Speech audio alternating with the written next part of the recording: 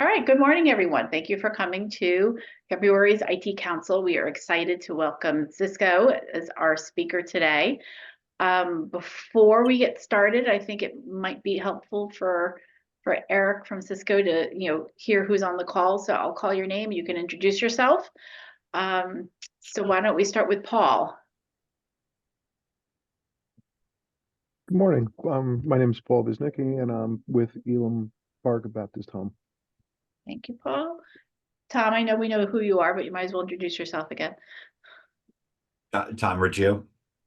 Tom Riggio, sorry, Connecticut Computer. And I'm representing John Dietl on his behalf today, as he normally would be our kind of conversationalist and presenter, but he was unavailable. And what we have going forward for the next 3 sessions, Eric from Cisco and others will be helping and contributing information as we go through conversations.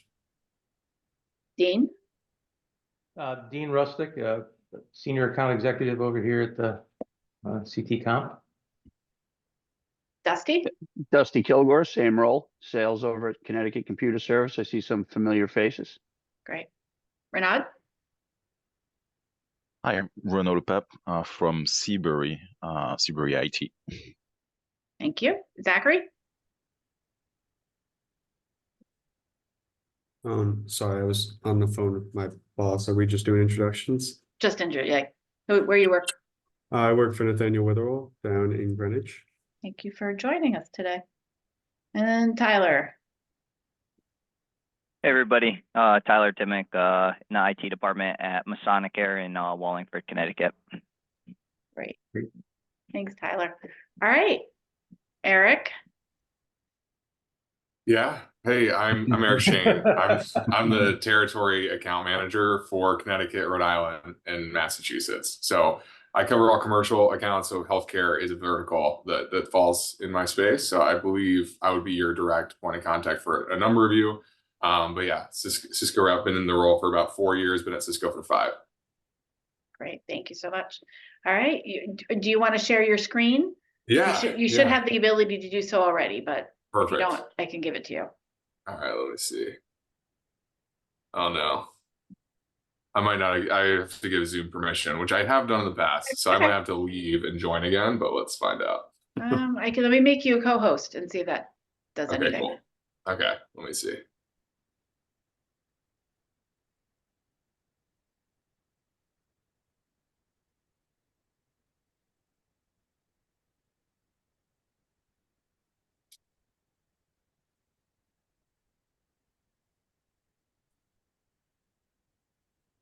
Okay, yeah, I have to give Zoom permission again, so I'll just hop back in. Apologies. Okay. And just Andrew, maybe while he's doing that, I'll just share with others too, is so again, for others, if you could, Andrew is good enough, she included in this meeting the topic, right? And so Eric's going to go into that. And the first one is, why is Cisco a world leader in information technology? And then to carry forward into the March 21st and the April 18th meetings, they'll go a deeper dive into very specific technologies that they're using, addressing, and changing in market for healthcare. Up until through in the 18th, we may even get to customer kind of case studies and scenarios that are more specific to use cases. So please, if you haven't signed up for the meetings coming, please do, and share with others if you could. As a courtesy to knowing we're taking time, I'm going to be emailing folks that registered a Subway a lunch for Subway essentially. So I'll send that separately, but that was something that Cisco is providing as a courtesy and a thank you to attending. So thank you, Tom. Okay. All right, so Eric, you are good. You can see your screen. Cool. All right. Sorry about that. Cool. Yeah, so just wanted to really talk through why Cisco. That's the main goal. So this is going to be a high-level discussion of Cisco's value prop, really generally, and then also specifically to healthcare in that vertical. So it's, for some that are familiar with Cisco, like the early parts might be very rudimentary, our history, things like that. But I just wanted to start from the perspective that this is, brand new, maybe the first time really going through Cisco's value prop specifically for healthcare. So open to questions at the end, and we'll kind of go through this here. As a disclaimer, I'm a generalist. I cover the full Cisco portfolio. I think I'll have a number for you as far as the number of products that actually is, but it's in the tens of thousands, maybe even hundreds. So I can go surface level on a lot of this stuff. Some stuff I'm better at going deeper on, but I won't pretend like I know the answer to a question if you ask something above my head, but I will get you an answer later. So feel free to ask. Just know that I might say, hey, like, let me send you an email on that later.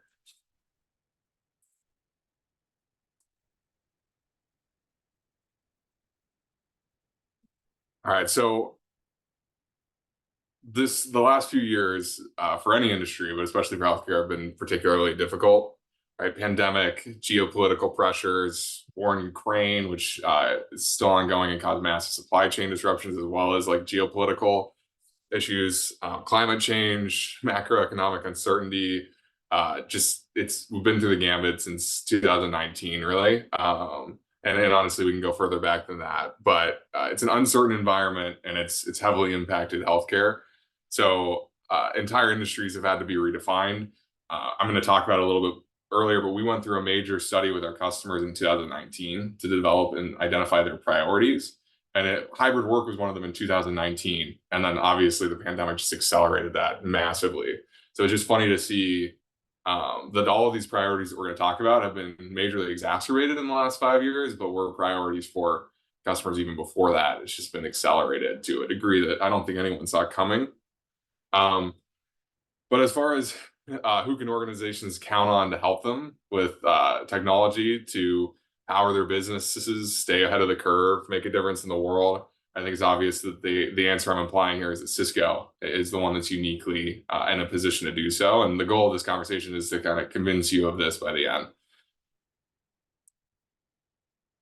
Just a little bit about who we are. It is 83,000 employees across 95 countries. So we have global reach. I don't know if anyone here has international locations, but it's just something to know we can deliver globally through our partners and through our distribution model. And then we have innovative technologies. We've been the market leader in networking, switching infrastructure, really since we started, and our founders were influential in the start of the internet. But we have trust, global brand trust. We are innovators in security across networking and application delivery. So a number of things. And then I think the biggest thing that I like to talk about that maybe other technology vendors don't really spend as much talking about is the fact that we're a purpose-driven company. I think everyone that I'm talking to here is a purpose-driven company, just in the, like, you're providing care for individuals, right? There's a purpose beyond yourself that goes into that. That's just implicit in it. That doesn't have to be the case when it comes to technology, but Cisco is very much interested in being a purpose-driven company, and our purpose, what drives us, is to be power an inclusive future for all. So one thing that, if you ever see our CEO talking on different news broadcasts, something he will always say is bringing everyone into the global economy, right? That's something that Cisco is uniquely concerned with. So powering remote areas, rural areas within the US and internationally, and just making it so that people who have been limited based on their location, economic status, we can help raise the boats and bring them into the global economy, help them, have an opportunity that maybe otherwise would not have had without connectivity. So that is Cisco's purpose. That's really what drives us. It's something that's driven in through the employees that work for us. It's something that we are constantly talking to our customers about, and informs the solutions that we build for our customers. And I think it's unique within our industry, and it's parallel to what you all face as purpose-driven care providers. And just to kind of dig into a little bit of the innovation and trust that was alluded to on the last slide, again, our purpose is to power an inclusive future for all, not just a sentiment. That is truly how we operate. It's how we make decisions on how to organize our business and what products to deliver and what products to build. And it's it informs how we engage with customers, partners, and our distribution model. But a couple things just kind of point to this. We are top 15 global brand recognized by Interbrand. we're recognized for our responsible and ethical use of tech. And then we've been recognized as a #1 great place to work in a number of countries. Some countries more than 1 year in a row, right? So in the US specifically, I think since I've joined Cisco, it was the first year we were recognized as #1, and it's been #1 since then. So I think we were a 5-year run in the US. So great place to work again, and we think what powers that is the fact that we're a purpose-driven company. And then we announced in 2005 that we wanted to reach net zero greenhouse emissions by 2040. So I can give you an update on kind of where we are on that. But then the other thing that we did in 2016 was that 2016, we said that we wanted to impact 1 billion people through social impact grants by 2025. So we did a study as of fiscal year 22, so even a year old at this point, that we had impacted 893 million positively. So we're well on our way to hit that goal by next year. And then this one might feel ironic for anyone that's bought Cisco in the last 3 years, but we have a top-rated supply chain. We're constantly recognized for our ability to deliver products to our customers in a timely manner with efficiency and sustainability. Again, obviously we were crushed from a supply chain perspective, like all vendors were during COVID, but we had a great team that navigated that. If you've seen lead times within the last year, we're back up to where we were pre-pandemic.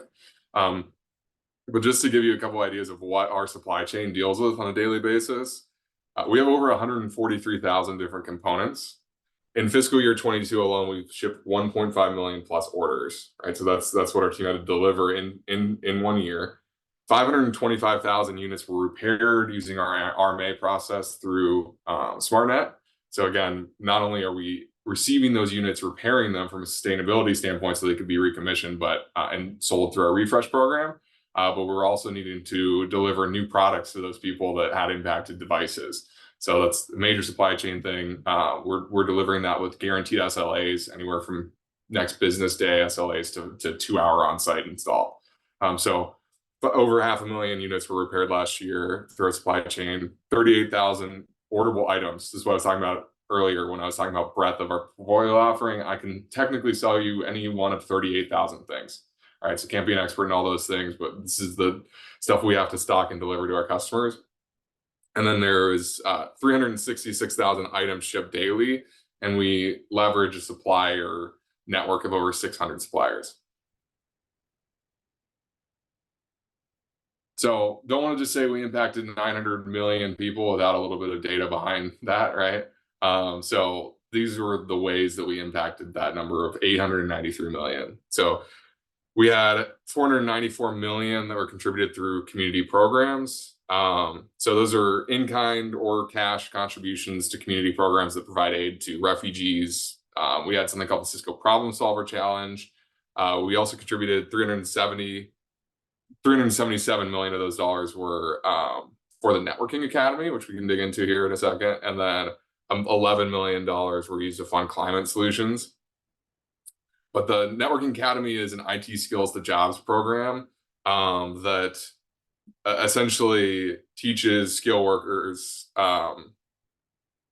things they'll need for entry-level jobs within networking, within cybersecurity, within software development. So we funded this program to give access to people who otherwise wouldn't have access to programs to help them, enable them to, again, enter the global economy, have jobs within the industry. And then we have 80% employee participation. So there's a couple things that we do from an employee standpoint. Everyone's encouraged to do we get volunteer time off. We're encouraged to volunteer our time to organizations. So, and then they also do matching to organizations that Cisco employees will donate to. So between those two programs, there was an 80%, so 4 out of every 5 Cisco employees participates in this. So again, it's our mission, it's what drives us, and there's an 80% participation rate within the company. So 1.3 million volunteer hours were recorded, again, paid through Cisco as time off. And then we donated, and then those volunteer hours were across 6,800 different nonprofits and schools. So that's where we're coming up with the numbers for what we've contributed to, again, on our goal to 1 billion by next year. Again, strategy steers our course. We secure everything to make it possible. So again, that's just a little bit about Cisco, what drives us, what motivates us, what we're delivering to our customers, right, as a high level. And then now we can kind of talk a little bit more about business outcomes, what we're helping our customers solve for, and why Cisco is uniquely positioned to be the one to deliver on those outcomes. But in 2019, we identified 4 major priorities that customers were focused on, and things that were essential to their business that they were trying to use technology to achieve, right? So huge study with our customers. Chuck was meeting with our customers. We had all of our sales leaders, learning what made our customers choose Cisco in the first place, what problems they were trying to solve.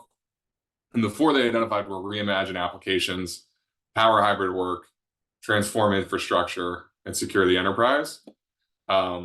And then these all got accelerated in 2020 when the pandemic hit, right? The need for hybrid work and enabling your employees to work from anywhere obviously increased, but so did the need to reimagine applications because of that environment, right? We had to figure out different ways that we were going to deliver applications to our end users, to our customers, and then that inevitably transformed the way that we built our infrastructures. And once we had introduced increased complexity to our networks, then we needed to increase our addressing of the threat landscape as it became more complex as well. So all of these were just accelerated in the last 3 years. I think it's funny how evergreen they ended up being, because the world economy completely changed overnight. And this is still the problems that the customers are facing.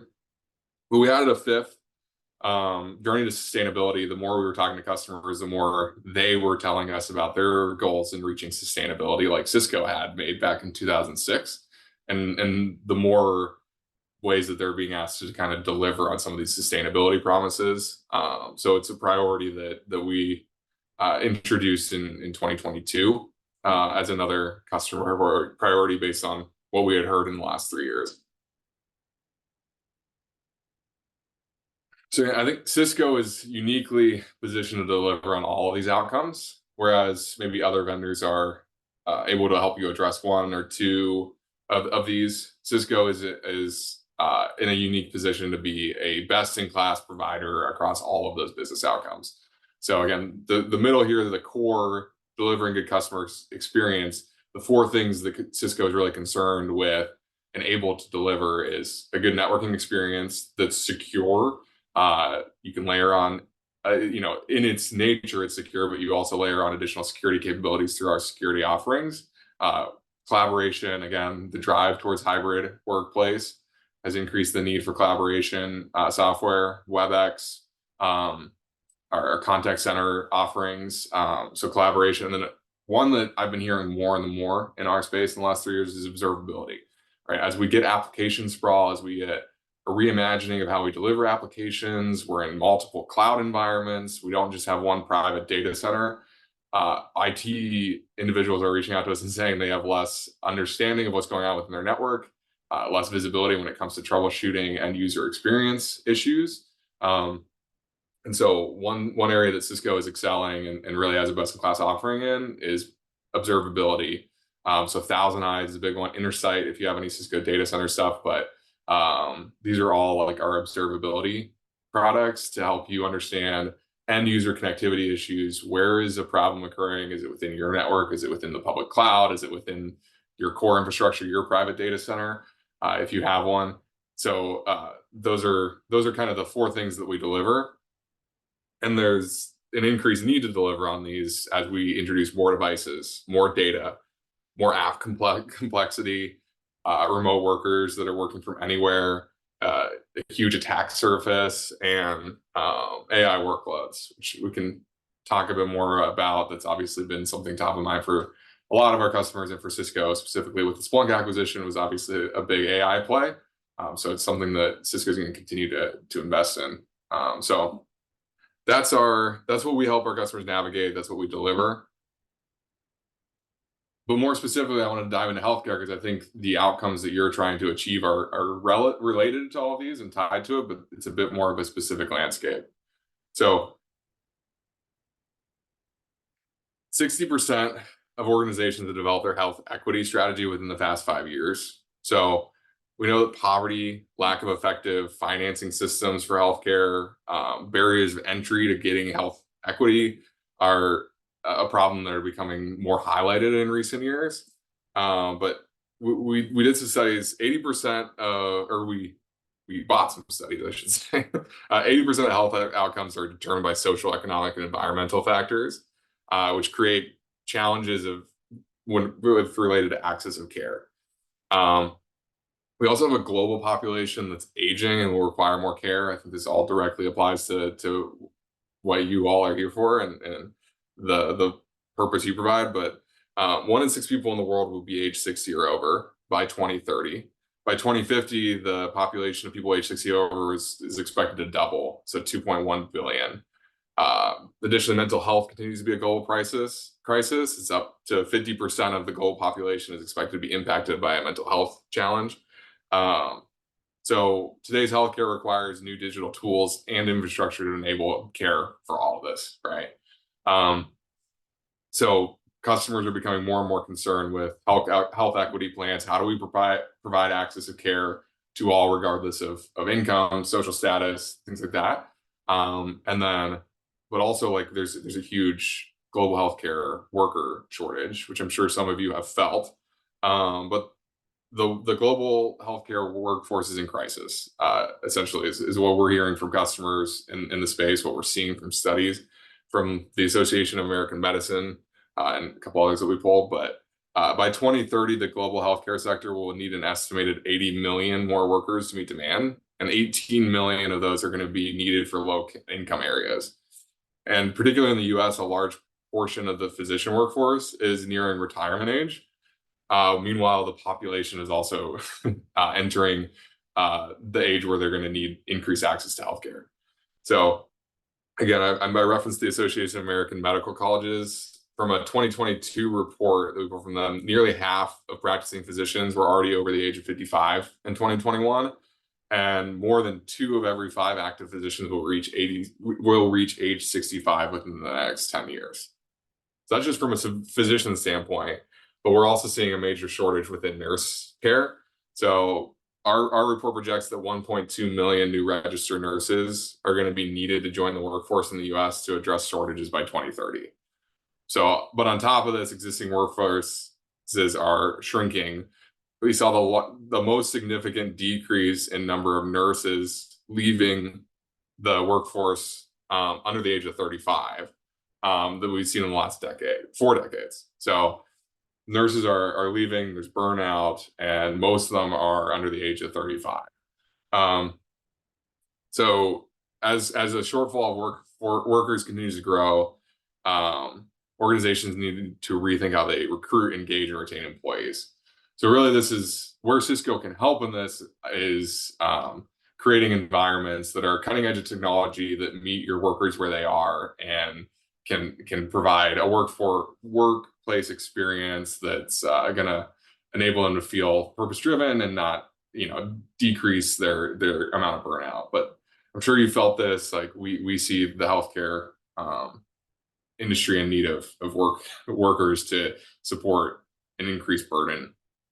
And then the average cost of a data breach in healthcare is 10.9 million. It's a 53% increase from 2020, and it also represents the highest cost for data breach of any industry. And that's the 13th year in a row that healthcare is the most expensive data breach. If one happens to you, it's significant impact. Ransomware is particularly aggressive, especially when it comes to IoT devices, because a lot of times they can hold essential care hostage. And I've talked to a number of hospitals that have just been forced to essentially pay these ransomwares. Other industries can potentially rebuild another way or not pay these ransoms. So I think that's a contributing factor to why it's such a high cost. So obviously, I think that one's pretty clear where Cisco could fit in as far as helping you protect against an increasing threat landscape that's incredibly costly if you are impacted. And then finally, this was the health sector. If it was a country, it would be the 5th largest emitter of greenhouse gases on the planet. So there's an estimate that it contributes to about 5% of worldwide emissions. Firms in the US are actually about 8 to 10% of total US emissions. So not only are our healthcare facilities contributing more to it, like obviously these are large facilities that require a lot of different moving pieces, but it's also been identified as one of the largest health crises for future populations, right? So we're contributing to it while also needing to support it, and the burden is going to be on our facilities in the future. So because of that, more and more companies have been required to address global emissions, sustainability practices, and it's a requirement that I know a lot of you have to think creatively on how to support. So we got to rethink our infrastructure, rethink how our buildings are consuming energy, and Cisco can help with that through a number of different things. But just know that Cisco is committed to sustainability, and that we actually have technology that can assist in your efforts, in your own sustainability efforts.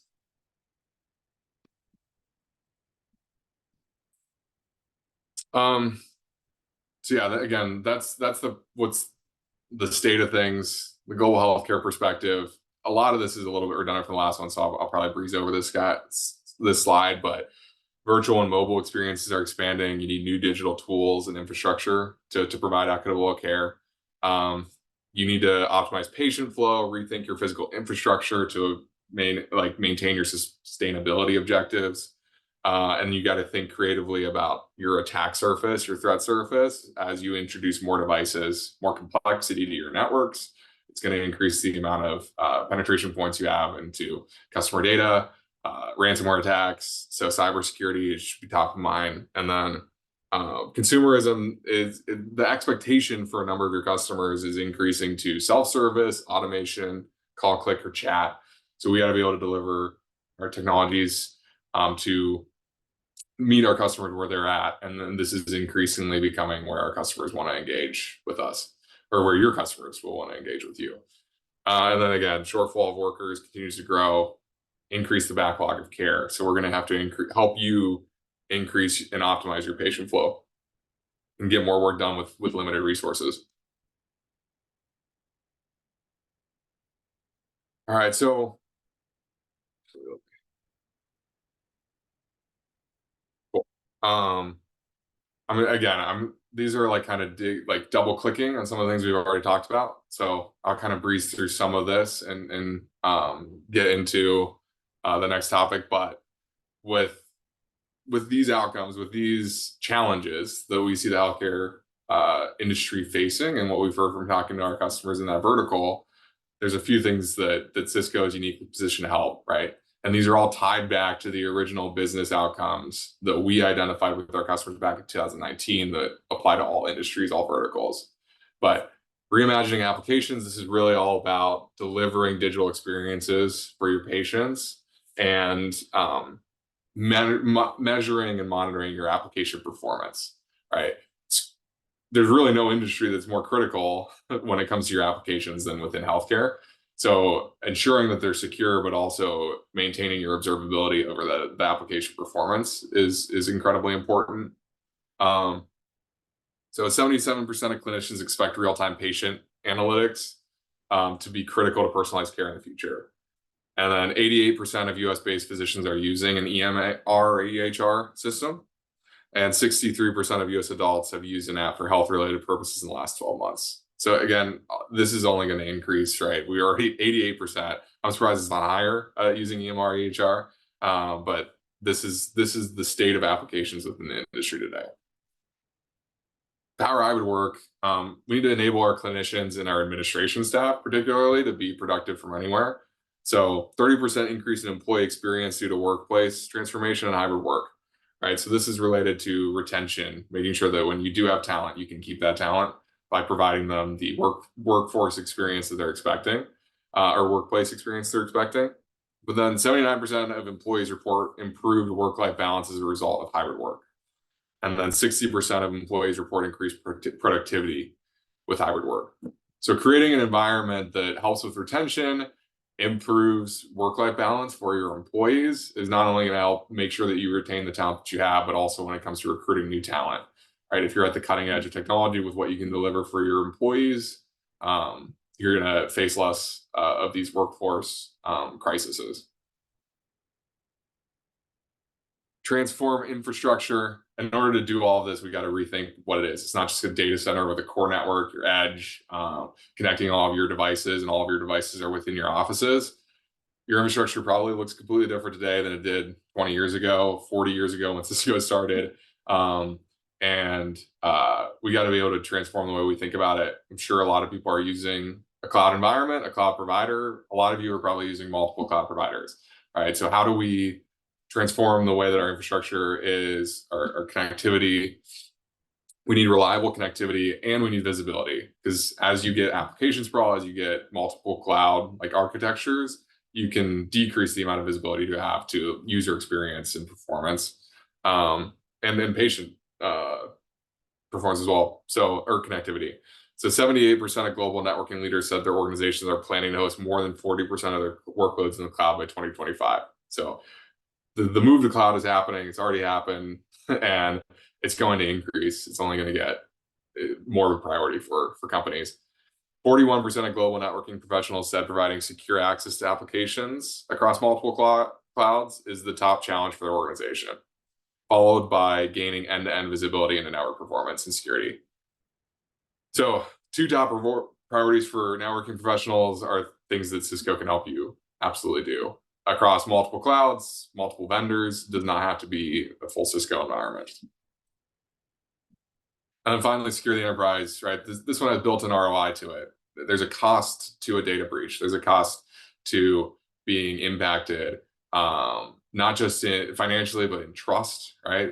Trust of your organization with patients, and then potentially even fines due to regulatory things. So the cost for healthcare, once again, 10.9 million on average, 13th consecutive year that it's the highest impact for a data breach.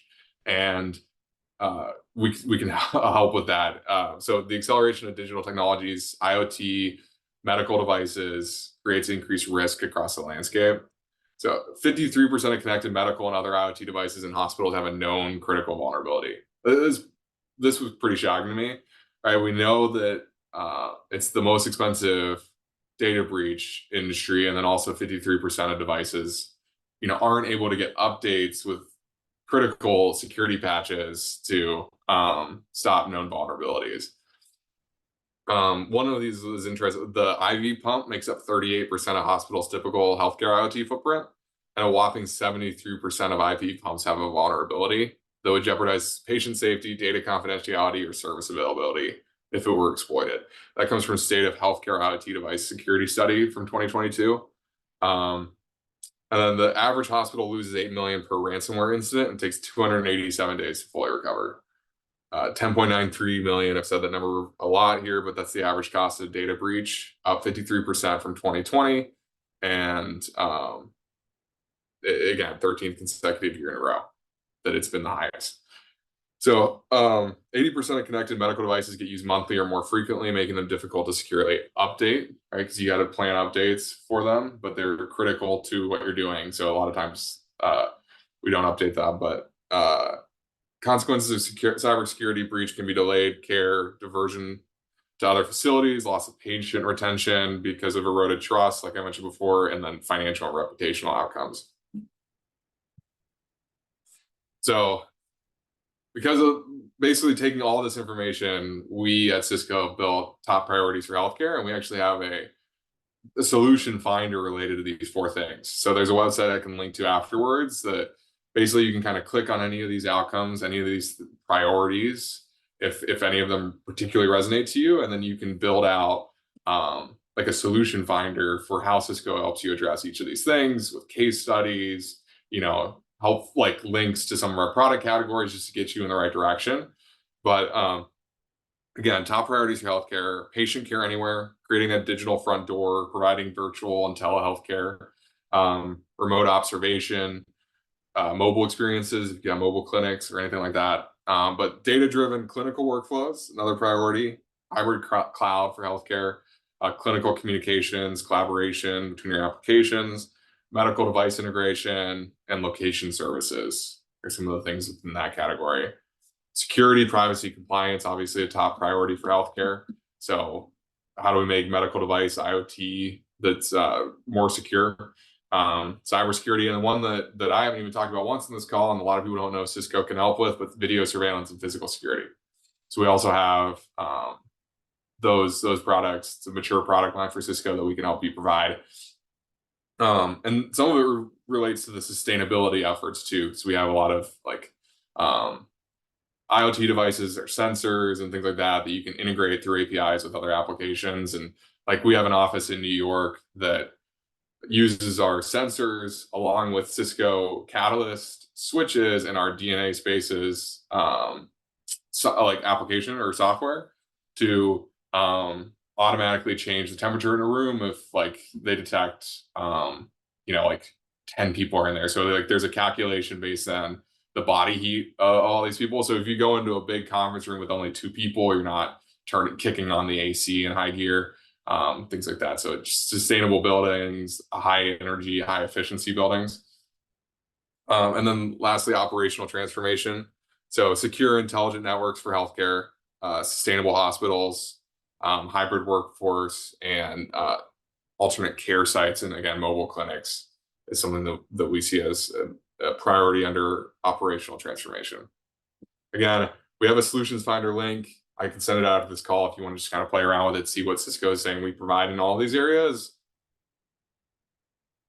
I'm gonna kind of breeze through I think we addressed it on the last slide, but so I'm gonna skip these 4.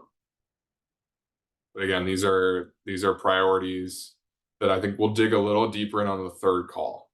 So I just wanted to give you a high level overview of what we see the industry facing, what your priorities likely are, what we've heard from all of you, how Cisco is uniquely able to deliver on those things. And we'll dive deeper into like specific examples, show example architectures for each one of these things on the 3rd call that we have scheduled. Yeah, between good health and great care, there's a bridge. I don't know how many people know this, but Cisco is founded in San Francisco. That's what Cisco is. So it's short for San Francisco, and then the logo is the Golden Gate Bridge. So we're all about bridges, connectivity, networking, right? It's a bridge, but specifically with healthcare, we want to be that bridge for you between good health and great care for your patients. So why Cisco for healthcare? Again, we're the vendor that's uniquely positioned to help with all of your business outcomes, where we see the biggest threats to your industry, helping you address some of those and provide business outcomes specific for care for your patients. So we understand the shift to care anywhere. We can help you scale limited resources, create facilities designed for the future with sustainability and employee retention in mind. And then we help you protect patient data, right? Nothing is more important to your organization than trust from your patients. So we want to help you secure that and keep that trust, and so that you can focus on your purpose and your vision. We are 100% partner led. Can't buy anything from Cisco directly. So we work with partners to deliver these outcomes to our customers. And I think it's a really unique thing that we can do this, because when we add on partners' unique values, so I happen to know you have a great one on this call right now with CT Comp. So the things that they can provide, the values they can provide, the installation of these services, they've done this for other customers. They've helped provide these outcomes, and they're experienced in actually, we make the hardware for it, but you really need a unique partner to actually make that come to life. So this is the vision. Cisco with the unique value prop from a partner, helping deliver on a customer business outcomes for you to help deliver the right outcomes for your patients. So we work with partners to deliver all these. More than happy to talk to you directly, but I will at some point bring on CT Comp or a partner to have their unique value layered on top so that we can actually make this come to life. I'm going to skip this one. I can send you a link after this, but this will show you different partners, what they can provide. There's cloud providers, resellers, system integrators, people that can sell you software, hardware. We will provide examples of what partners can deliver within that portfolio explorer that I was talking to you about before. So I'll send the link out to that as well. And then we can help you do this and deliver this however you want to pay for it, right? So I just wanted to kind of highlight there, we do have a really mature capital program, right? We can help you finance this. We have a deep expertise in helping understand and hear what business outcomes IT wants and help them achieve it in a way that finance wants, right? So innovative and flexible payments, there's different things that we can do, right? You can do annual payments, you can do monthly. We have offers for deferred thing, like deferring payments to start when you need it to.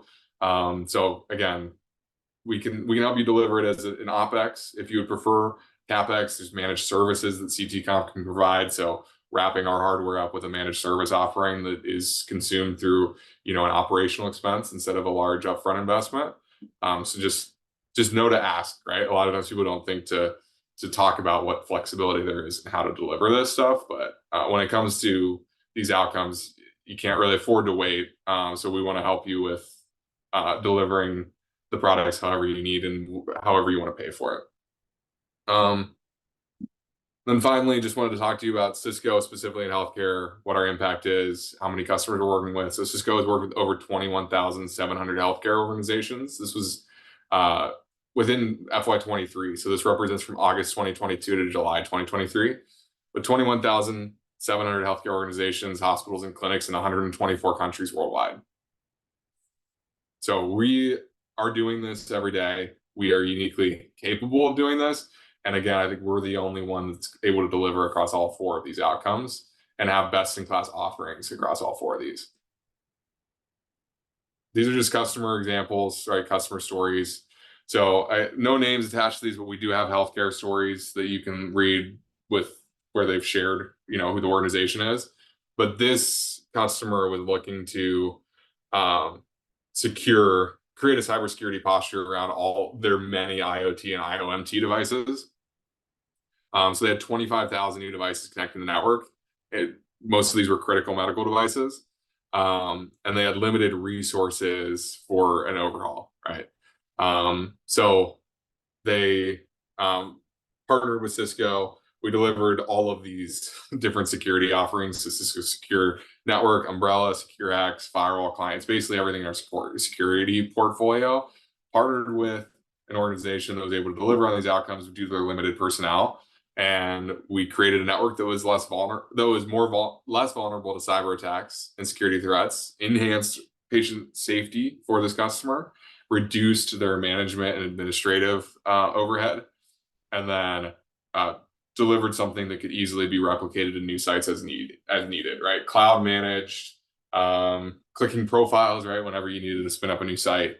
And it was a zero trust architecture, no VPNs, no hackable passwords, right? Someone leaving a post-it note of their password on their desk, right? We're creating a zero trust architecture being delivered through all these products. All right. And then finally, just wanted to end with our healthcare resources information. I've already mentioned the Portfolio Explorer, again, showing those 4 different things that we see healthcare as looking to achieve, and showing you Cisco solutions that are uniquely positioned to help you do that. We have a Why Cisco for Healthcare landing page with a lot of customer stories, right? Case studies. And then again, we have more stories through our partner landscape as well. So Tom, myself would be happy to share how we've done this for actual customers between the 2 of us, but just wanted to hear this is going to be sent out afterwards as links. But I appreciate the time. I think we have enough time for any questions or if anyone wants to talk about anything specifically, but I really do appreciate you giving me the opportunity to talk to you about Why Cisco within healthcare specifically. Thank you, Eric. That was wonderful. Yeah. Take a sip of water, right? It was great. A lot of information. Yeah, thank you. It was so good. I only brought coffee down, which was a mistake. Nice, exactly. Yeah, so group, we have 12 minutes left. Any questions or good questions if you guys like to have any discussions and such? I actually have a question for the group, the folks here. How many are using for their medical records a application that's hosted on-prem versus hosted in the cloud?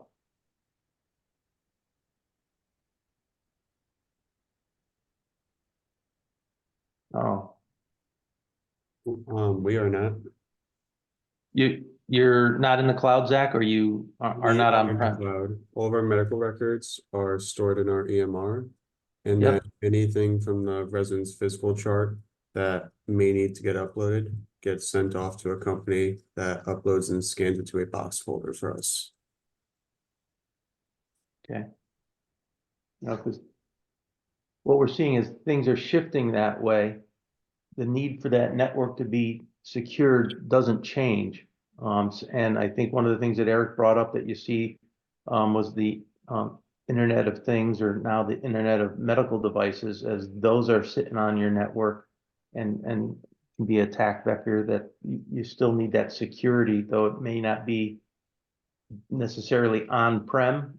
You still need to secure and do that, and we're starting to see, you know, people question that. And, I think what's going to happen is, while you might not have the servers and stuff on-prem, you still have access to the stuff, and you got to be making sure that you're secure about those type of things.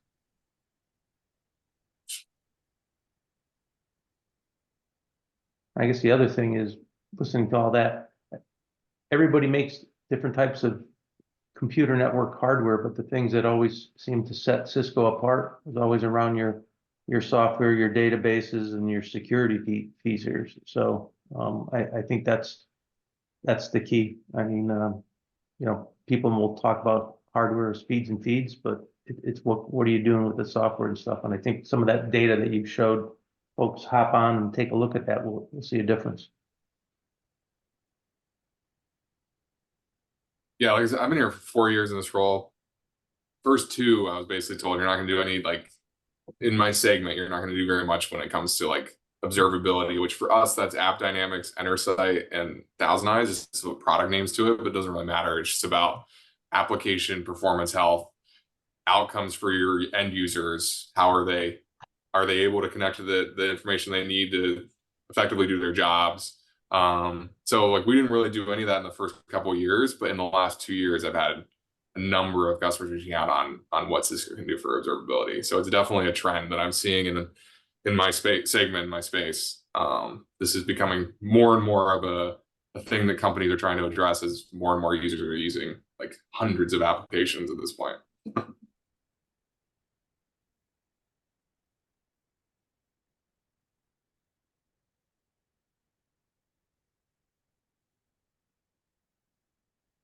With that, maybe we want to give 10 minutes back in the day. Everyone okay, I guess?